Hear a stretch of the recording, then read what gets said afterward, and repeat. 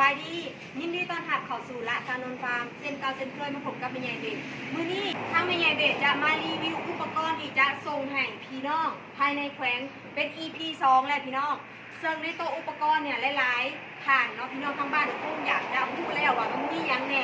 ซึ่งหลายๆคลิปที่แม่ใหญ่เบสได้มารีวิวได้มาเทสระบบให้พี่น้องได้เบิ่งกันจะพอเห็นคร่าวๆเลยเนาะพี่น้องเพื่อให้ความเข้าใจมันแบบเพิ่มขึ้นอีกพี่น้องแม่ใหญ่เบสจะมาแนะนำพี่น้องให้เบิ่งเลยว่าอุปกรณ์ของเราจะมีอย่างแน่โดยเป็นการเสียเวลามาเบิ่งเลยพี่น้องในตัวอุปกรณ์ของเราก็จะเป็นถังผูกถุงออกประมาณนี้เนาะพี่น้องในตัวถังของเราก็จะมีอันนี้จะเป็นกระซามตัวพี่น้องกระซามห้องน้ำเนาะพี่น้องในตัวกระซามเราจะเห็นวาล์วปิดเปิดน้ำไปให้น้ำเด้อนี่อันนี้ก็คือใส่งานเตะจริงเด้อพี่น้องและตัวต่อมาก็จะเป็นห้าวห้องถังพี่น้องตัวนี้เพื่อพอให้น้ำมันกระเด็นมันเต้นมาใส่ถังของเราโดยตรงเนาะพี่น้องเขาก็จะมีห้าวใส่ตัวต่อมาก็จะมีถังพี่น้องถังถั่วงอกเด้อพี่น้องเด้อเขาก็จะเจาะหูไปให้เป็นถี่เทียมห้อยแล้วนี่เนาะใส่งานเลยจริงพี่น้องและตัวต่อมาก็จะเป็นกระซามปิดปากถังพี่น้องเพื่อจะเป็นโต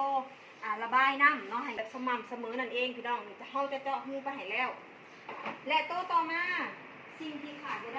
ด้ตัวนี้เราจะเห็นเรียบรวมกับทัมเมอร์พี่น้องได้ตัวนี้เขาก็จะใส่น้ำในถังเรียบร้อยแล้วเนาะพี่น้อง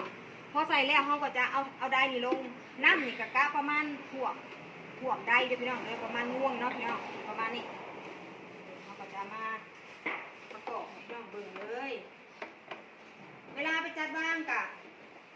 แล้วแต่พี่น้องสะดวกนะพี่น้องว่าจะจัดบ้างแบบใด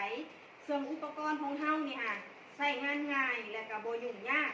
พี่น้องบ่ต้องเสียเวลาไปจัดไปอย่างเดินระบบพอนะพี่น้องมีอุปกรณ์ชุดนี้ไปมีทั้งผูกถุงงอกชุดนี้ไปก็สามารถ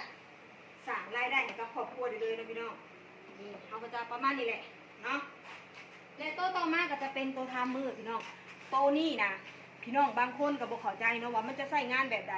เพียงแต่เฮามีปลั๊กไฟพี่น้องปลั๊กไฟอยู่ในเฮือนเฮานี่แหละเฮาก็ไปเสียบใส่กับปลั๊กไฟของเขาจะมีปลั๊กแบบนี้ให้เด็กนี่เขาก็จะเสียบไปเลยพี่น้องเขาก็จะเสียบเขากับปลั๊กไฟบ้านเด้อเด้อนี่เสียบแบบนี้เลยและตัวต่อมาพี่น้องแม่ใหญ่เบสจะมาเทสว่า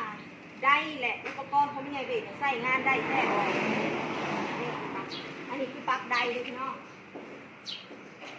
ตอนนี้คือแม่ใหญ่เบสปิดระบบเขาไว้ก่อนเนาะแล้วจะมาเทสให้พี่น้องเบิ่งตอนนี้แม่ใหญ่เบสจะกดอุปกรณ์ชุดนี้ไปอยู่ที่ตำแหน่งออนพี่น้อง